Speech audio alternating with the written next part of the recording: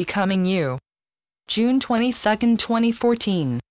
Having cognitive presence basically means being present in your mind, in a specific part of you that is able to register various perceptions and thoughts.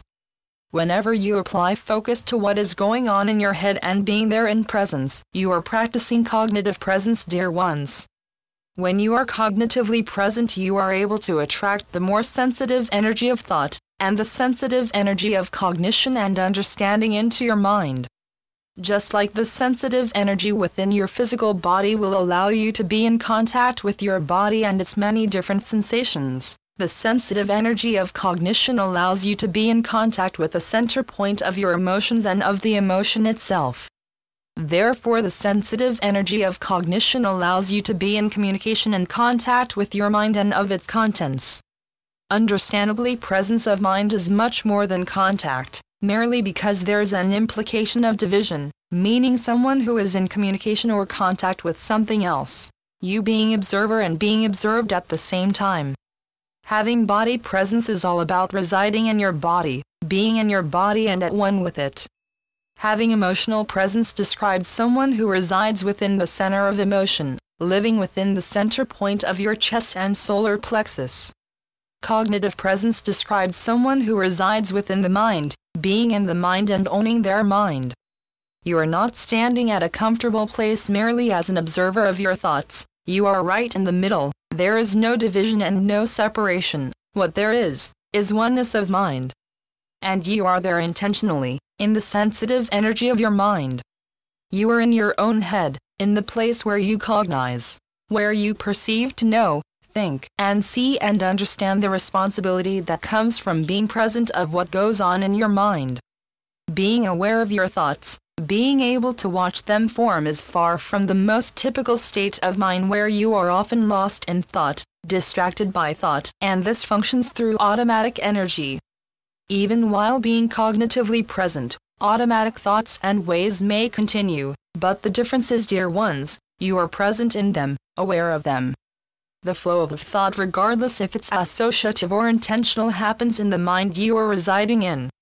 Cognitive presence simply means you are the one who is aware of standing right in the middle of your flow of thought, and you are the one cognizing, being aware, knowing and seeing what is happening at that very moment. Try to comprehend, dear ones, that the sensitive energy of cognition or awareness mostly raises the level of your thoughts. Your thoughts become more relevant and meaningful and less automatic as you become more aware by being cognitively present. When you are aware of your thoughts, from observing them and observing yourself, you are able to pinpoint the beginning of a thought and see where it ends. The more awareness you have of your thoughts, the less chaos will live there. Being cognitively present, you are able to focus more on the specific subject, think much more clearly and logically. You are able to see right into the heart of situations more smoothly and quickly. And when your automatic thoughts and reactions arise, you are aware of them and less likely to be overpowered by them. Understand, dear ones, cognitive presence really is not about thinking intentionally, rather it's about having intentional awareness in the environment and matters of your mind. Even though this does require a certain amount of intentional thinking on your part regarding a particular subject or focal point, it is by no way limited to just that, because you can still be cognitively present while being absent of any thought whatsoever. You can reside in there in your mind, cognizing, knowing and seeing without necessarily thinking of anything in particular. Practicing cognitive presence has better results when you are present in your body and emotions. Cognitive presence all by itself can easily get carried away in the stream of automatic thoughts through opinions, occasional daydreams, self-talk, attractions, revulsions, and anything else that can distract your thought process. Understandably, the sensitive energy of cognition dissolves, leaving you moving through your normal automatic mind when you move with cognitive presence, and when you simultaneously practice being present in both body and emotion. You have a better success rate at sustaining and maintaining cognitive presence. It is your body or even your emotional presence that prevents you from being victim to your own thought stream. Thoughts, of course, will come and they will go, but by standing anchored in your body and precious heart, you are able to see your thoughts rise and pass. being here in mind, body, and emotion. You're here. Consciousness plays a very big role in your ability to being present in mind, body, and emotion. Consciousness is not only about having sensory awareness, but it is also awareness behind the sensory awareness. It is the pure cognition before and under all sensory content. While you meditate and your thoughts finally slow down, a window opens between your thoughts, and that window is known as silence and stillness. Try to comprehend, dear ones, that neither silence nor stillness is a void, as you are still present and aware. It is that awareness, that cognitive stillness and quiet that is consciousness, where the conscious energy is at work for you. As your thoughts quiet during meditation, they softly give way to the stillness of the moment. Understand that consciousness is not limited just during meditation. Consciousness is always with you. It is always behind what you are aware of in your thoughts and is behind all sensory awareness. Consciousness is the perceptive cover that is blank, a film of blank, clear screen which all your common experiences are displayed. Even though consciousness is always with you, quite commonly you are not always with it as it becomes covered up by the content of your sensory experience. The many things you look at each day are taken for granted, not given much thought. They are just there, and that is all.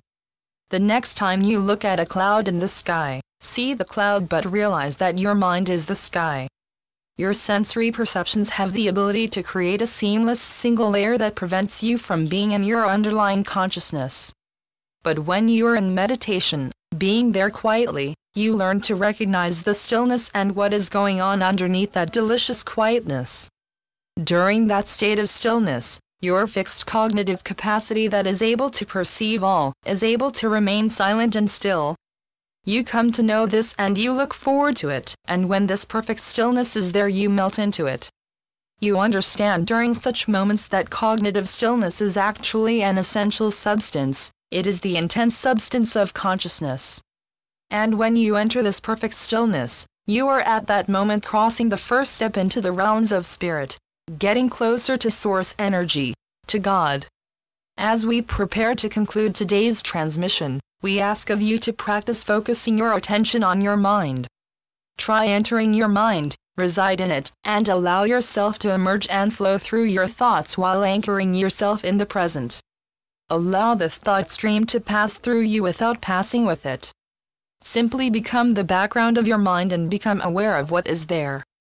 Become the one who cognizes, who knows and who sees from your own mind.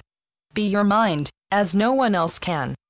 Take accountable action for what is there, and bring the changes that are necessary to improve cognitive function and awareness of all that is moving and flowing through you and all around you. Don't just become your body, or your mind or emotion, become you. I am Melchizedek through Julie Miller. SpiritualNetworks.com